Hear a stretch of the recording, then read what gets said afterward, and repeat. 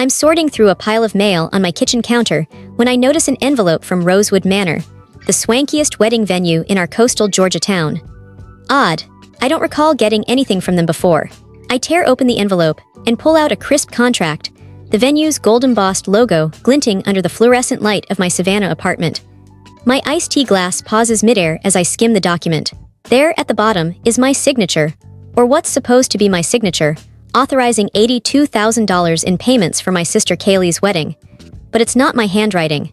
The strokes are too sharp, the curves too exaggerated. It's a decent forgery, but I'd recognize my own scrawl anywhere. My pulse quickens as I spot Kaylee's telltale flourish, a tiny heart over the I she's used since high school. She faked my name for $82,000, my glass slips shattering on the tile floor, tea splattering my sandals. This isn't happening, I mutter to the empty room. Hands shaking, I dial the number on the contract. My heart thumps in my ears as the line connects. Rosewood Manor, this is Emily speaking, a chipper voice answers. Hi, this is Lauren Mitchell, I manage, voice tight. I'm calling about a contract for Kaylee Mitchell's wedding. Oh, Miss Mitchell. We're thrilled about your sister's big day. Everyone's buzzing about your incredible gift. It's not every day we see such generosity between siblings. A tear escapes before I can stop it. My gift, the one I never offered. Thanks, I choke out, hanging up. I slump onto the couch, memories flooding back. Me at 17, pulling extra shifts at the diner while Kaylee tanned at the beach. My college savings borrowed for her Miami spring break. The endless loans that vanished into her whims. You're the dependable one, Mom would say, like it was a badge of honor instead of a lifelong burden. Kaylee's just figuring herself out. 3 months ago, at a family barbecue, Kaylee flashed a massive diamond ring. Dad clapped me on the shoulder. With that new job of yours, Lauren, we thought you could help give Kaylee the wedding she's always dreamed of. The backyard went quiet, all eyes on me. My stomach nodded. I can't afford that, I said, barely above a whisper. I'm still paying off my car. Mom's sigh cut through the humid air. Dad's jaw tightened. Kaylee pouted. Family helps family, Lauren, Dad said, his voice heavy with expectation. That's how we raised you. You want Kaylee to have a perfect day, don't you? Mom added, squeezing my arm. You're doing so well now. Kaylee chimed in. The venue deposit's due Friday. You've got that big salary now, right? In that moment, I saw myself clearly. Not a sister, not a daughter, but a walking checkbook. Now, staring at the forged contract, my phone pings. An email from work. Interior design lead, Asheville office portfolio review. My coworker Sarah mentioned the opportunity last week. A chance to move to North Carolina, far from this mess. I trace the fake signature, years of being the dependable one weighing on me.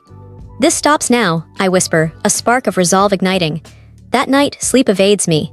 At 2 a.m., I'm hunched over my laptop, searching old emails. I type wedding into the search bar. An email chain from Mom, Dad, and Kaylee appears, dated 2 months ago. Subject, Lauren's support. My stomach twists as I read. She'll cave, Mom wrote. She always does, like when she swore she wouldn't cover Kaylee's car last year, paid it in a week. Kaylee replied, if she doesn't, we'll make it work. Her credit's good enough. They weren't asking. They were plotting. I open a spreadsheet, labeling it family debts. Methodically, I log every unpaid loan. $2,000 for Kaylee's Miami trip, $1,500 for Mom's emergency vet bill, $800 for Dad's business idea. By dawn, the total hits $38,920. Add the $82,000 wedding, and it's a gut punch. A memory surfaces, Kaylee borrowing my debit card for one small gift, last Christmas.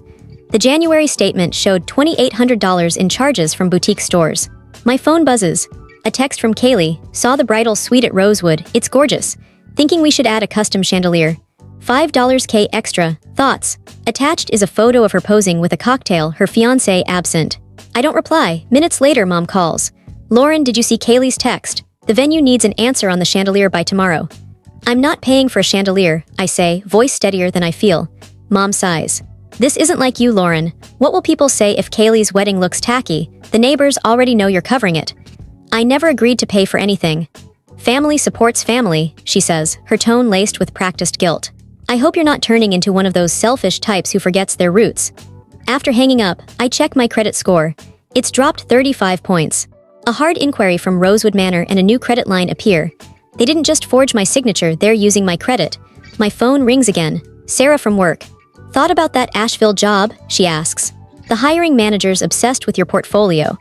I didn't know they were that serious, I say, sitting up. They are. It's a 25% raise plus moving stipend. And honestly, Lauren, it'd get you away from all this family drama. Hope flickers. I call my friend Mike, who knows my family's financial games. They forged my name for $82,000, I tell him. He's quiet then. That's not okay, Lauren, that's fraud, it's illegal. What if I just left? Then do it, they'll bleed you dry otherwise. I update my resume while Mom texts about table linens. My hands shake, not from fear but from possibility. The Asheville interview is set for Tuesday during my lunch break. While my family thinks I'm picking napkin colors, I'll be planning my escape. At work, Sarah grins. You deserve this, Lauren. Your designs are killer. Asheville's lucky to have you. I picture a life where my money is mine, where my credit cards aren't a family ATM. My phone buzzes. Kaylee added custom wine glasses. $4 guest, 350 guests. Can you call Rosewood to approve? I mute the notification and block out Thursday for personal business. Sunday brunch at my parents' feels like a setup. Aunt Linda grabs me in a hug. You're so generous, funding Kaylee's whole wedding, she gushes. Your mom told everyone. My stomach churns. There's a misunderstanding. Mom swoops in. Lauren, the neighbors were asking about Rosewood. Tell them how you picked it for Kaylee. The dining room hums with relatives, all smiling like I'm some saint. Dad brags to his golf buddies. Lauren insisted on the best for her sister. Words I never said. Kaylee flounces over, holding a massive floral sample dripping with crystals. Centerpieces, she beams. $15 each, 40 tables. You said no budget, right? 40 tables, my voice cracks. How many guests?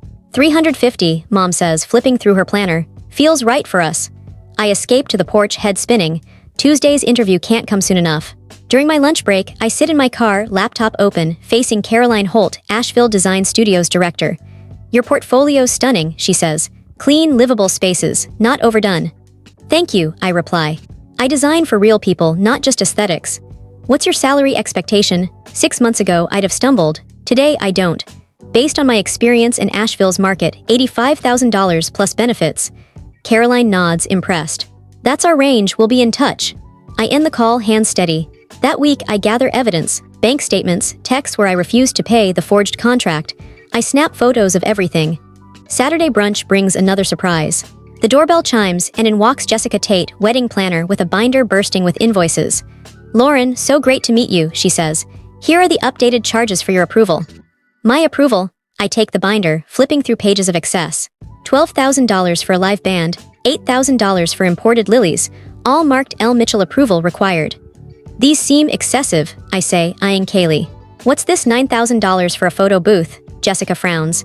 Kaylee said you wanted a vintage-style booth with instant prints. Lauren loves vintage, Kaylee cuts in, cheeks flushing. I'd like to see all the contracts, I say, voice calm despite the fire in my chest. Mom jumps in, offering Jessica coffee, deflecting. I photograph the invoices discreetly. That night, Mike brings pizza and legal advice. In Georgia, you can break a lease penalty-free with proof of identity theft, he says, spreading out papers. Your evidence is solid. Sarah texts links to Asheville apartments. Small, affordable, 15 minutes from the office. I tour a one-bedroom online, picturing a balcony with mountain views. The rent's doable. The distance from my family, invaluable. Tuesday morning, the Asheville offer lands in my inbox. $85,000, start date in 3 weeks. I accept from a quiet parking lot, voice unwavering. That night, I sign a lease for the apartment, move-in synced with my plan. Friday, I survey my apartment. The thrifted coffee table I refinished, the art print from my first bonus, the bookshelf packed with design books. On my nightstand, a photo from my design school graduation, me, beaming, clueless about the years of family exploitation ahead. I deserve this, I say aloud, tears falling, not from pain but from clarity. Over the weekend, I record Mom casually mentioning Lauren's wedding fund. I save every text, every bank statement showing unauthorized charges. Monday, I book movers for the 15th, when my family will be at a floral consultation. Moving day dawns sunny. From my window, I watch Mom's sedan peel out, Kaylee and the planner inside. My phone buzzes with Kaylee's texts about bouquet options. The moving truck arrives. I open the door, heart steady. Let's start with the labeled boxes, I tell the movers, voice firm. I call my landlord, explaining the identity theft with my evidence folder ready. Lease should be waived under tenant law, I say. No one should go through this, he agrees, promising paperwork. As the movers pack my furniture, I transfer my bank accounts to Asheville's branch and cancel my cards, requesting new ones. Mom's 6th voicemail plays. Lauren, where are you? Rosewood needs the lighting deposit by 4 p.m. Kaylee's texts escalate. You're ruining my wedding. Answer your phone, then. After all we've done, this is how you treat us. I save each message as evidence. Dad's voicemail follows. Family looks out for family, Lauren. Don't make me track you down. On social media, mom's post reads, devastated when kids forget their roots. Comments pile up. My old roommate writes, Lauren's the most generous person I know. Something's off. A cousin adds, I thought Kaylee was downsizing the wedding. The narrative cracks. Mike calls. Your stuff's safe at my place until you're settled. Asheville's ready for you. The weight lifts. 2 hours later, my apartment's empty. I slide into my car, the evidence folder on the passenger seat, and drive toward Asheville. Toward freedom.